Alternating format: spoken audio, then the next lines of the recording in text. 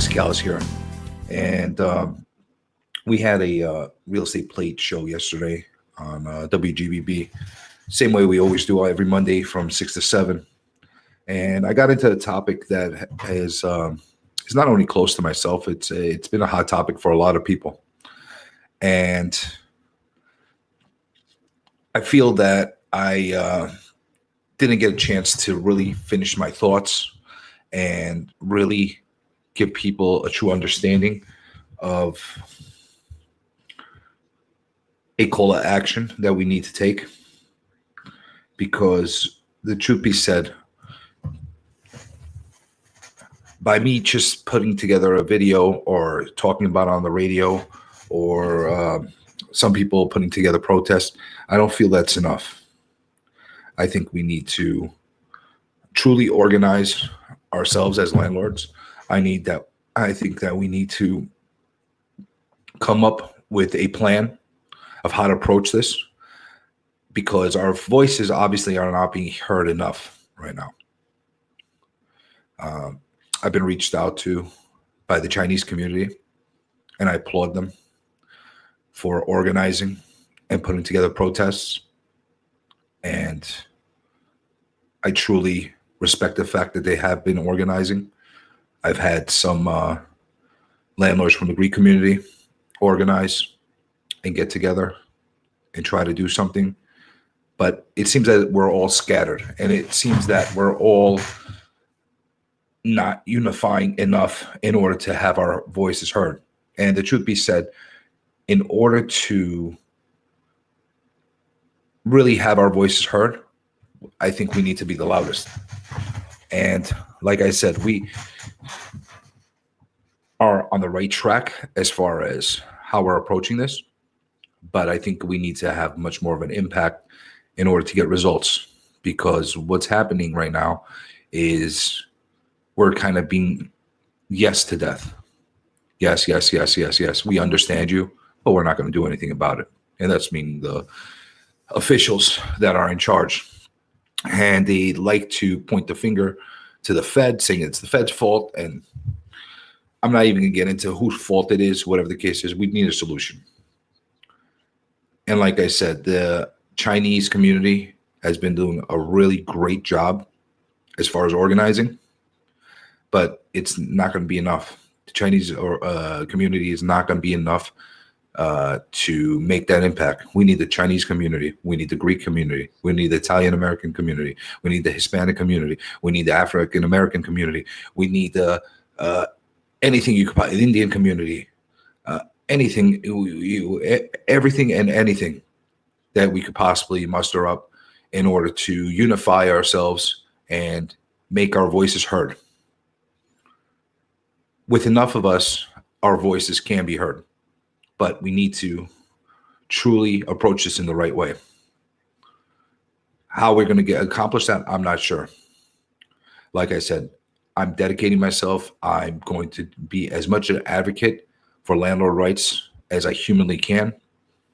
I'm going to use any social media platforms I have to my disposal in order to get our word out there.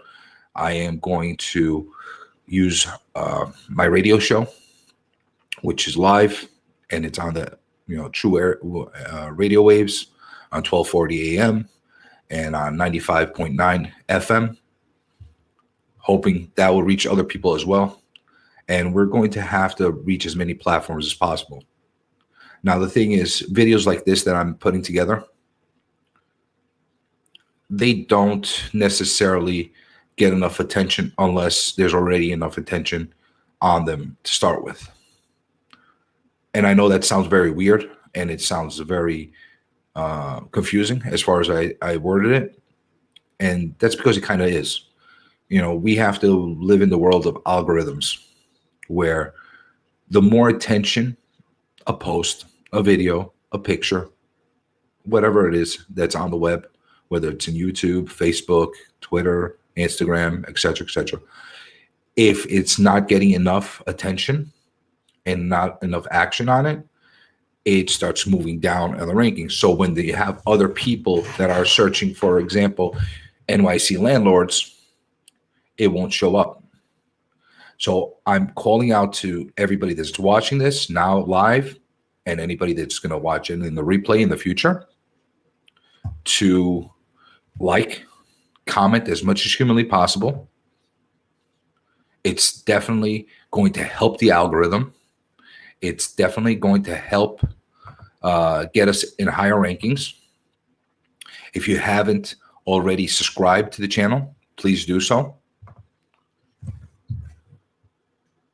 And you'll be notified of any future videos that will be posted. I'm going to be creating as many videos as I humanly can going forward to keep the word circling, keep us going, because that's the only way we're going to get attention. I'll say something. Whether you are a fan of our current president or you're not a fan of our current president, the one thing President Trump has proven to us is that social media is a very powerful tool, an extremely powerful tool. And he has mastered turning turning Twitter into a platform where it could be a mouthpiece. And I think we could do the same. Maybe not Twitter. Maybe it's Instagram. Maybe it's YouTube. Maybe it's Facebook. We have to use everything. We have to use everything to our disposal in order to get our word out there. And like I said, I need your help. I need all the landlords community, the entire landlord community support in order to accomplish this. One man can't do it alone, but many can do it together. I've gotten into what the wrongs are that we're dealing with, and I'm going to continue to talk about these wrongs, and I'm going to continue to talk about the injustice that's happening right now. And it's going to be something that will continue to be a hot topic for myself. Obviously, I'm going to continue to do videos on all other real estate type of topics that are going, especially current events, because I can't ignore them. That's what my job is. But I'm also a landlord, and I'm not going to dismiss my responsibilities and the things that I'm dealing with as a landlord. And I know there's so many other landlords out there that are hurting. And I want to do everything I can to help our entire community get some justice. I'm not even looking all or nothing.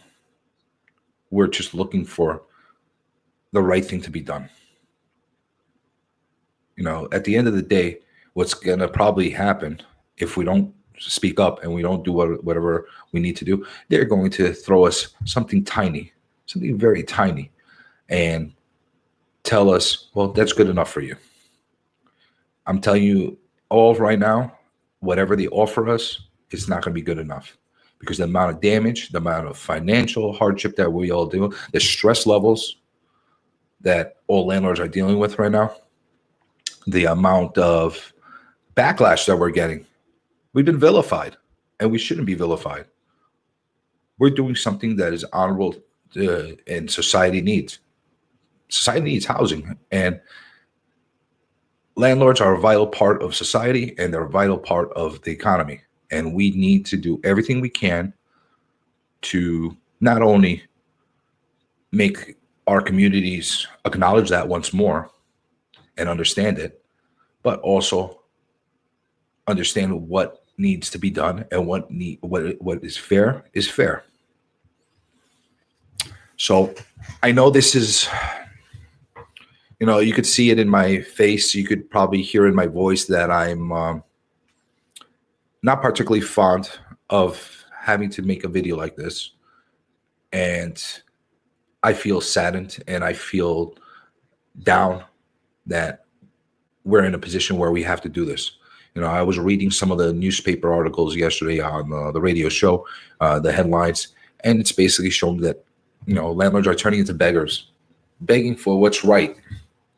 That's not appropriate. That's not something that is what we went into as landlords. All the people that scrimped and scraped and saved every single last penny they could to buy that house, to buy that property, probably take a loan as well on that property, and continue to work hard to pay off that loan, to pay the property taxes, to pay DP water bills, to pay Con Edison, to pay National Grid, to pay the oil department, to pay the insurance, to pay all the maintenance that happens, to pay all the destruction that not so nice tenants do.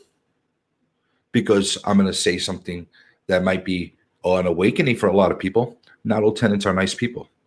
Same way a lot of landlords are not nice people, but the majority are. And there's damages that are done. There's negligence that's done. You got to pay supers. You got to pay handyman. You have to pay painters. You have to pay all these different sets of people and all these professions and all these various type of trades that are needed in order to sustain buildings and homes. And when we have a situation like we are right now, where the Fed or the local governments or whoever you want to point the finger to right at this moment is basically shutting us off from any income that we could possibly get, that's a problem. That's a major problem because they're not giving us any light. They're not kind of telling us, okay, this is a temporary thing, but we're going to take care of the situation. We're going to make sure that everybody is as whole as possible down the line. We're not getting that. We're not getting that. How many people do you know that have tenants that haven't paid since March, April? I guarantee you there's a lot of them out there. And what's going to happen when the moratorium is over for evictions in January? First of all, we're not 100% sure. They're going to hold to that date in January because they've already changed it multiple times. So we went from June to August to now January. So let's say in a perfect world and everything is amazing and they decide, okay, now we're going to go back to normal and we're going to allow everything to happen. First of all, there's going to be a backlog and there's going to be major delays as far as. All right, looks like we're back. Apparently we got technical issues. Probably the Wi-Fi is down. It's a rainy day today. Sometimes we get issues with our internet. And I'm not doing this from my office. I'm doing this from my home. And I am, dealing with whatever we got here. So that being said, I'll do my best to merge all these videos together, turn them into one big video to make it easier for people to be able to see everything all together without the breaks. I apologize for the inconvenience and being a little bit annoying with these videos, the way they're coming through, but we have to do what we have to do at this point. That being said, where I was leaving off before as I got cut off, I hope I'm catching up from the right place again. I'm not sure if I am, but we have a serious problem right now. And like I said, we need to organize. I need everybody's support in the best way. And like I said, the best way to start is by taking posts like the one I just put in. And I encourage everybody to start making their own posts as well. And like it, write your commentary on there. Share it with as many people as humanly possible. And that's how we're going to get some attention. That really is the only way we're going to get some attention, because if we don't take things into our own hands and start to get the message out there, we're not going to get any attention. Like I said, there's so many people out there that are suffering, and we need to find solutions. And I'm going to start putting a series of videos together where I'm actually going to give solutions. Now, I'm not the most educated in this matter. I know enough, and I know a lot, and I'm well read in the way everything historically has broken down between landlords and tenants and landlord law. But again, I'm not a lawyer, but I know enough to be able to come up with some rational simple solutions that could benefit all parties. Because the way the system is right now, some side has to hurt. And that shouldn't be the case. You shouldn't have to make the tenants hurt by putting certain laws in, and you shouldn't have to put the landlords in a bad position and make them hurt by the laws that you put in place. It's very simple. It's very logical. It's a very human approach to take. But the problem is we have people that are putting these things together that really don't have that much compassion for one side or the other, or if the compassion that they have is for the wrong directions. Because I'll give you an example. There's plenty of great tenants out there that would do great if the laws were the same way they are now, or they're the way they were before, because they do the right thing. They go to their apartment, they go to the rental, they pay their rent, they maintain the place like it's their own place, they don't damage it. And when the time comes for them to move out, they hand over their keys, the landlord hands back the deposit, and everybody's happy. And you usually have a really good relationship between those landlords and those tenants. It's the ones that don't want to do the right thing that are causing the problems. Same thing goes for the landlords that don't do the right thing as well. If a landlord is not doing the right thing by letting a place fall apart or freezing out their tenants or doing things that really are not humane, they should get penalized as well. But why does the rest of us have to get penalized? Because the majority of landlords out there are good, hardworking people out there that have tried to achieve the American dream of working really hard, saving as much as they can, collecting a certain amount of money that would put them in a position to buy a piece of property. Maybe it's a 2-family house that they live out of the one apartment, or a 3-family house that they live out of the one apartment, or a 6-family, whatever the case is. And then they use the other vacant units to supplement the income and be able to pay the mortgage.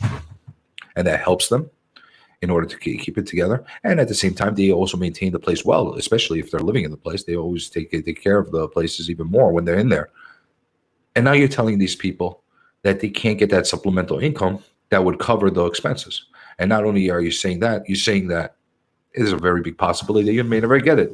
What I just remembered actually what I was getting to before the break that we had in the internet service. And that is that you have a scenario where we're going to go into January. And in January, once that moratorium lifts on the evictions, there's going to be a backlog for eviction cases. It's just common sense. You're going to have so many that get flooded into the system. They're not going to be able to keep up with them. And what's going to happen is we're going to have months and months of delays. I wouldn't be surprised if there's some people that are submitting in January, February that don't get seen until the end of the year. I hope that's not the case, but it's very possible because we're going to get so backlogged. The other thing is, even though you're going to go into court and you can go into eviction situations, they're going to give more time to the tenants no matter what. Why? Because they're going to give them the ability and the time to be able to pay. Now, the thing is, if you had somebody, like I said, in March, April, that they haven't paid, and we're in October right now, it's 7 months. At the end of the year, it's going to be 8-9 months. And let's be really, really optimistic and say that once the courts start taking new eviction cases, it'll take 4 months to be seen. So you're talking about possibility of 12 to 13 months, maybe 14 months of non-payments. You know how many tenants are going to just walk out and never pay back what they owe? There's a lot of good luck going and getting it. Yeah, you could turn around and you could put a judgment on them. What's that going to do for you if you never get your money back? And then what? Even if you do get your money back 5-10 years down the line, if they ever decide to go get a credit card or a mortgage or buy a car, and they're afraid of their credit, their credit is holding them back from doing it, and they have to settle with you. You might not even get all the whole money. You're going to have to settle, but you're going to wait till then. Right now, what's going to happen because dung, dung, dung, New York State is waiting for their tax money. Property taxes have to be paid. Knock the door again, and now it's Con Edison. They want their money. National Grid wants their money. Whatever insurance company you're using, they want their money. Everybody wants their money. And what happens when you're completely wiped out and you're done? It was great that they were offering the SBA loans for everybody. That's great, but that's a loan. And not everybody was able to get it, and not everybody was eligible to get it. And you have a lot of landlords out there that had poor credit that they couldn't get it, and it got denied. What happens now? It's just not tenants that might have poor credit. There's landlords out there that have poor credit, and usually why they have poor credit is because they're over levered. They owe too much money, and usually it's on their properties.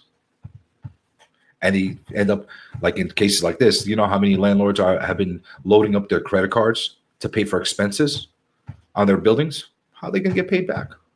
How are they going to pay these things back? What, do we expect everybody to declare bankruptcy? And then what happens? We're going to liquidate all these properties. Somebody's going to take them over. Who's going to take them over? Is it going to be other investors that take advantage of the whole situation and get money? Or it's not going to be a city. City can't even handle the projects that they run right now. You go into some of these city-run type of situations, they're horrible. They love to give violations. They love to actually hit landlords hard. But if you go into a lot of these city-run developments, they don't stand up to the majority of the privately owned buildings.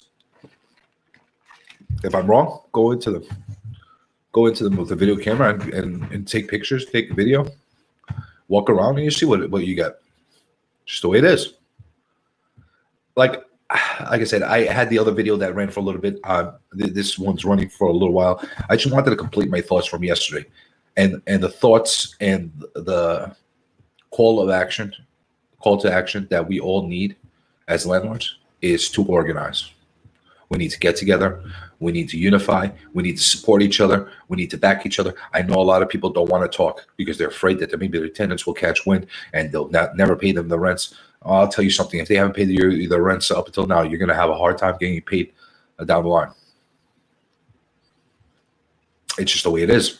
It's a really bad situation, and it's only getting worse. I got into a little bit on it during the show yesterday as far as the ripple effects, the dominoes falling economically because of this, because it's not only about tenants and it's not only about landlords.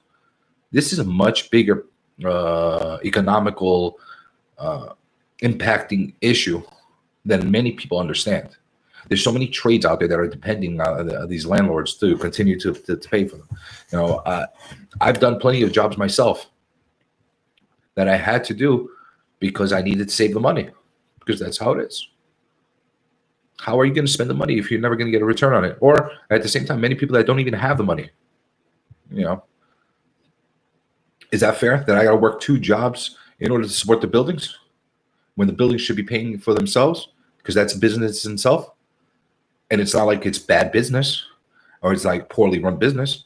This is an artificially induced thing by the officials that are making it become a default business and a money-losing business.